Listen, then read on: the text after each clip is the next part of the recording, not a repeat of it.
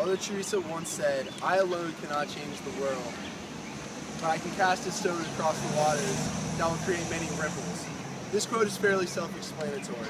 We all know that no matter how much community service we do, there will still be people that are hungry and homeless. In order to solve the poverty crisis in our community, we need to focus on the root of the problem. Athens-Clarke County is among the poorest counties in America with over 100,000 residents. Almost 40% of citizens of Athens live in poverty.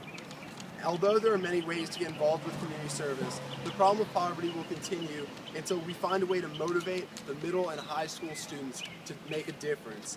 The University of Georgia has the power to build a better community by focusing on these issues. I want you to think about the graduation rate in Athens-Clarke County high schools for a minute. Do you know what it is? 70%. 70%! Think about that number for a minute. 3 out of every 10 kids won't even graduate.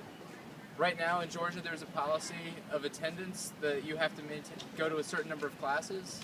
Well, the Athens-Clarke County school system has sort of altered that a little bit. So they don't even really have an attendance policy. You just have to go to school. If they had an attendance policy, the graduation rate would drop to 50%.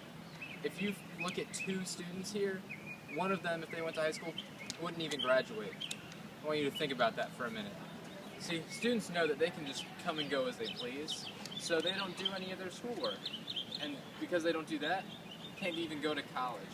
If they don't go to college, they're going to stay here forever, and they're going to be in poverty just like everyone else. The University of Georgia continues to prosper as one of the best public schools in the nation. Year after year, the number of undergraduate students continues to increase. We are fortunate to have a beautiful campus and many exciting new additions to come. However, since many of these new additions in Athens are very costly and expensive, and the local people of Athens-Clarke County cannot afford them. The income per capita in Athens-Clarke County is $19,716. Think about that for a minute. Athenians with minimum wage salaries cannot afford to live in the exceeding number of apartments, condos, and houses being built for students. It's simply too expensive. This forces them to live in government housing and contributes more to the poverty problem. Some people may argue that the University of Georgia already gives back a great deal to the local economy. Well, these people are correct to an extent, but the local economy is comprised of restaurants, stores, and other shops which are run by the wealthy businessmen. Their success continues to increase the gap between the wealthy and the poor in Athens-Clarke County. So students are continuing to buy food, clothes, and drinks from these shops. They're really just helping the wealthy people of Athens-Clarke County while people in poverty continue to suffer. Right now, the best tool that we have to combat poverty in Athens is all around us, our student body. We have almost 30,000 students at UGA.